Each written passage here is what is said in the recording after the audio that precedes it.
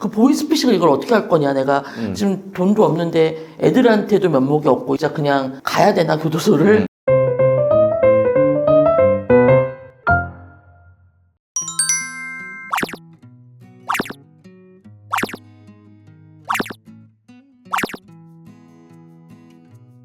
안녕하세요, 김민성 변호사입니다. 인사하시죠. 안녕하세요. 저 현재 용인에 살고 용인에서 조그만 보습학원 운영하고 있는 50대입니다. 우리가 이제 회생 신청을 하셨잖아요. 네. 회생 신청을 할 당시에 네. 우리가 빚이 적지가 않았어요, 사실은. 네, 네.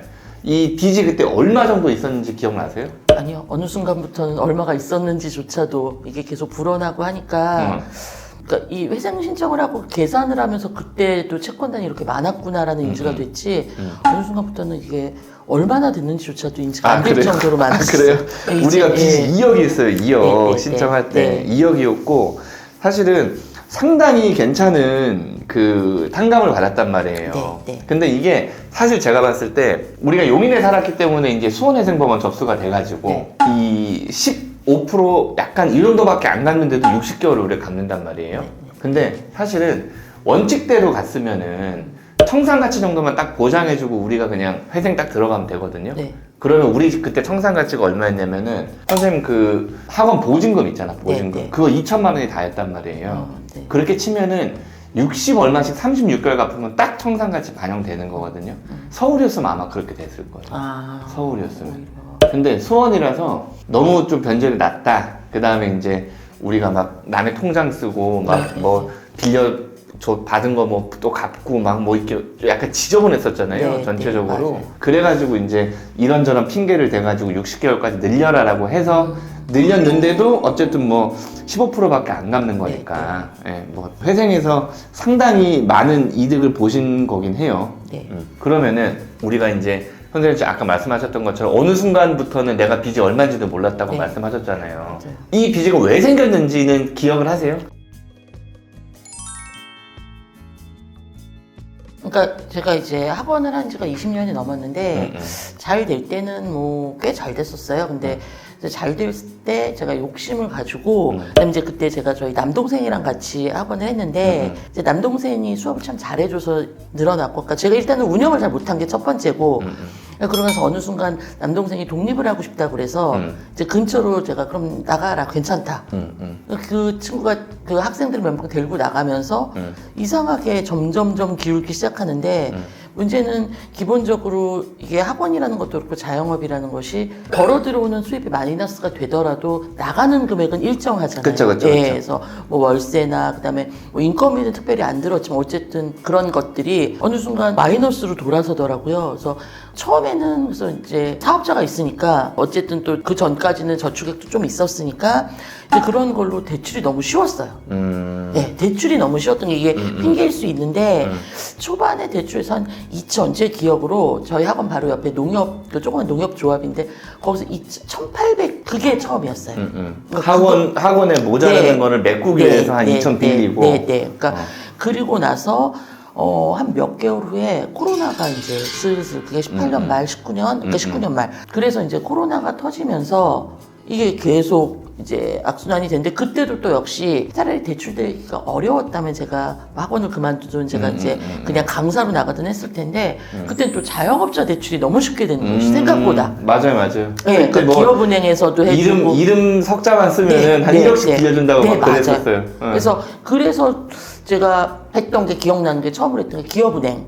네, 그때 이제 나라에서 해줬던 거 그때 또한 2, 3천. 금리도 엄청 쌌잖아요. 그때는. 네. 그래서 그게 뭐 1, 2년, 그러니까 2년인가 안에 또 이제 이자만 내면 된다. 그래서 그 안에 다시 돌아오겠지. 그래서 뭐 2천, 3천 빌리는 게 초반에는 어렵지 않았던 것 같아요. 그래서 아무 그것도 없이 그냥 이거 갚을 수 있겠거니 그러고 한 것이 뭐 5, 6천. 그러다 보니까 어느 순간은 이제 아이들이 늘어나진 않는데 또 그것이 쌌지만 어쨌든 금액이 늘어나다 보니까 이자를 내야 됐고 계속 마이너스로 쏟아 부어야 됐고 그러다 보니까 뭐 여기저기 이제 사기금융도 제2금융권도 가고 예, 그렇게 돼서 이 지경이 된 것 같아요. 학원을 운영할 때 그 코로나 때 지금 지나보면은 우리가 코로나였나 생각할 정도로 어쨌든 코로나가 한 몇 년 전에는 있었잖아요. 되게 막 어마어마했었잖아요. 한 3년, 3, 4년 전만 한 3년 전만 해도 그때 학원 운영에 어떤 그 제한들이 있었어요?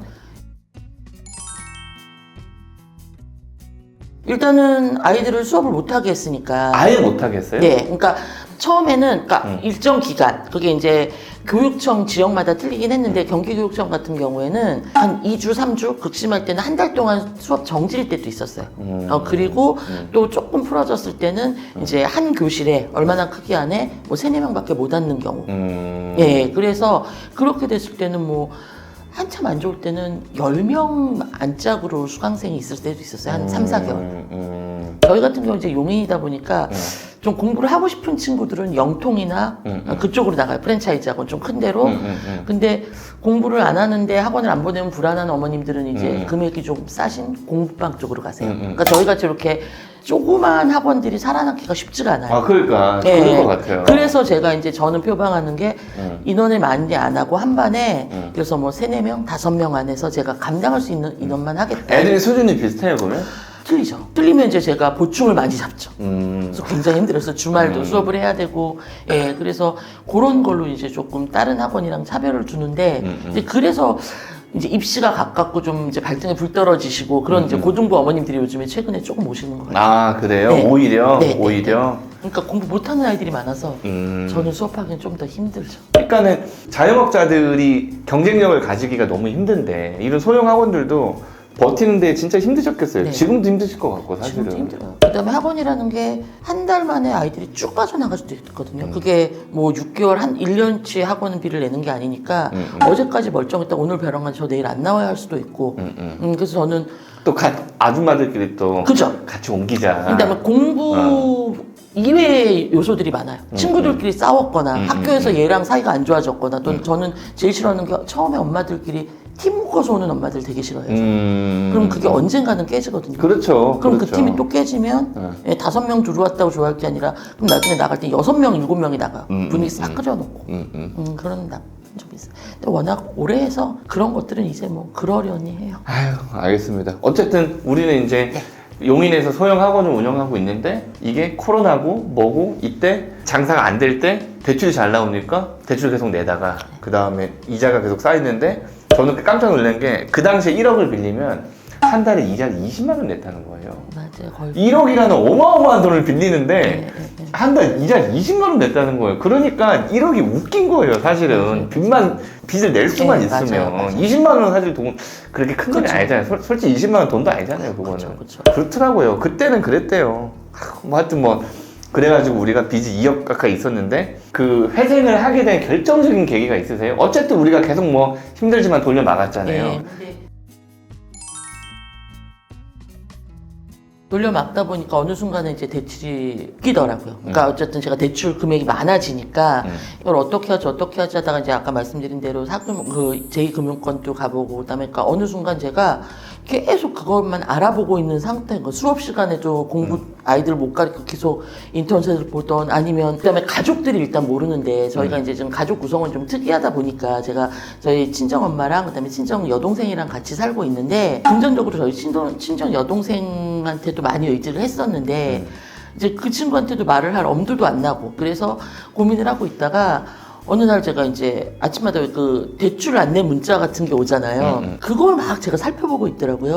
네, 그래서 아 이거 안 되겠는데 근데 이제 그러다가 아까 처음에 말씀드렸던 그 보이스피싱에 걸려서 사기꾼 놈들한테. 네. 그러니까 대출이 안 된다고 이제 몇 군데를 알아봤는데 안 된다고 그랬는데 어느 날 이제 문자가 와서 그냥 제가 한번 해보자고 했더니 금액이 얼마 정도 나온다. 그게 너무 반가웠던 거죠. 일단 당장 제가 내일 내야 될 돈이 얼마가 있는데 그래서 이제 거기서 보이스피싱을 이용된 거를 이제 제가 알게 됐어요. 우리한테 돈이 들어오진 않았죠? 네. 자기네 회사 돈을 내 통장에 넣어줘야 되는데 제 대출량을 많게 해주려면 내 통장에서 이제 돈이 계속 돌고 있다는 걸 보여줘야 된다. 맞아. 그때 그랬어요. 네. 그래서 자기네가 제가 지금 돈이 없으니까 내 명의의 통장을 보내주면 자기네 회사 돈을 넣어주겠다. 그럼 거기에 뭐 90% 정도가 대출이 된다. 그것도 일주일 안에 대출이 나온다.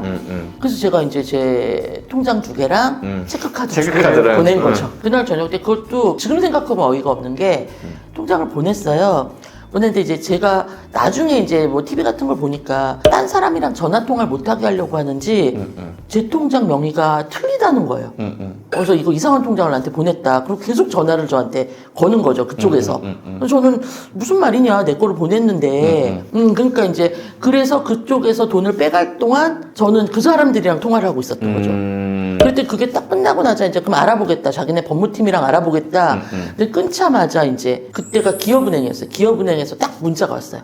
지금 의심되는 의심통. 아, 그러니까 그걸 못 받게 하려고. 그러니까 네, 우리가 네. 계속 전화를 하고 뭐가 잘못됐다, 네, 뭐 어디 이상하다. 확인해봐라, 너도 잘못됐다 확인해봐라 하면 우리가 정신이 없으니까. 맞아. 네가 나한테 뭘 잘못 사기친 거 아니냐. 너한테 문제가 있다서 저는 일단 급한데 분명히 내 통장을 보냈는데 그러니까 제 통장 명의를 넣으면 내 이름이 아니라 딴 사람 이름이 나온다. 그래서 아니다 그럴 리가 없다. 그걸로 옥신각신 하는 사이에 그쪽에서는 누군가 돈을 제 통장으로 넣고 그 사람들은 그 돈을 빼갔고 현금으로? 네. 현금 카드로? 네, 그때 얼마였죠? 크진 않았죠? 예, 그때 한 몇백, 그때가 한 700, 600, 그 정도였던 것 같아요. 그거밖에 안 했어요? 예, 주통장으로. 천얼마 뭐 이렇게 되지 않았어요? 아니에요. 그래서 그거를 하나는 제가 바로 정지를 시켰고 신한은행은 예, 근데 기업은행 거는 정지를 못 시켰는데 그쪽에서 먼저 정지를 시켰어요. 기업은행에서? 예. 아, 그러면은 우리가 이 통장이나 이걸 가지고 대출을 받아가지고 걔네한테 뭐 문제가 된 건 아니고 네. 우리가 그냥 걔네가 보이스피싱에 사용할 수 있는 통장이나 현금카드를 그냥 제공해준 정도의 피해만 있었구나. 네. 그래가지고 이제 그게 저쪽 그 시골 그 아줌마. 네, 전라도 그쪽. 네, 시골 어디 맞아요. 전남 어디였죠? 네, 맞아요. 전남 그 아줌마가 이제 선생님을 이제 고소를 해가지고 네, 맞아요. 갔었어요 거기? 네, 경찰서에? 네, 갔었어요. 직접 가서 그 경찰분이랑 얘기하고 예, 그랬었어요. 생각보다 그러니까 그때 너무 그거를 경색 잘 써주셔서 갔더니 그분이 이제 이것 때문에 이렇게 변호사를 많이 해서 아니 그거 아니고 제가 이 개인 회생 중에서 아시는 분이 이렇게 해주신 거다 했더니 잘 알겠다고 그래서 근데 그게 사실은 우리는 네. 거기서 그냥 합의서도 내고 네. 그 다음에 저희가 이제 그 경위서나 이런 것들을 잘 내가지고 네. 검사까지 올라가지 않고 그냥 경찰서에서 그냥 끝났거든요. 네. 근데 이게 보통은 재수가 좋으면 기소유예가 나오고 네, 그때 그랬어요. 네, 재수가 없으면 그냥 실형을 실형. 받더라고요. 네, 맞아요. 실형. 그러니까 제가 그것도 그래서 그때 이제 처음에 인터넷으로 계속 유튜브를 찾아본 거죠. 이런 경우 보이스피싱 있더니 이제 변호사님 말씀대로 이렇게 얘기를 해주시는데 게다가 통장을 준 거는 거의 높은 그걸로 아마 혐의 없으면 안 나올 거다. 이거는 같이 공범이 된다 해서 이제 그것 때문에 이제 나는 망했다. 일단 뭐 그래서 여러 가지 그때 그러면서 그때 변호사님 그 유튜브를 본 거예요. 제가 이제 처음에 사실 개인회생을 하려고 유튜브를 찾은 게 아니고 그 보이스피싱을 이걸 어떻게 할 거냐 내가 지금 돈도 없는데 애들한테도 면목이 없고 이런 사건에 내가 그래서 이걸 어떻게 해야 되지 그냥 맘 아예 다 접고 진짜 그냥 가야 되나 교도소를 그래서 이걸 어떻게 그러니까 전혀 모르는 내용이니까 그러니까 나도 피해자인데서 그걸 찾아보다가 이렇게 연결돼서 이제 그때 개인회생 다시 이제 그러니까 이게 카테고리가 뜨잖아요. 비슷한. 그렇죠. 네. 알고리즘이 우리를 네. 계속 인도를 하죠. 네, 어딘가로. 그래서 사실은 개인회생을 그 전에 했기 때문에 다시 한다라는 거는 제가 제도는 알고 있었지만 다시 신청한다는 건 사실 엄두가 안 됐어요. 그냥 계속 몇 번을 할 수 있다라는 걸 제가 생각을 안 했기 때문에 그래서 사실은 제가 이제 이런 말씀을 드려서 어떨지 모르지만 사실은 굉장히 나쁜 생각도 했었고요. 네, 그래서 어떤 방법으로 내가 이걸 해결을 해야 될까? 그러니까 갚을 수 있는 능력은 없으니까 그냥 극단적인 선택을 해야 되나?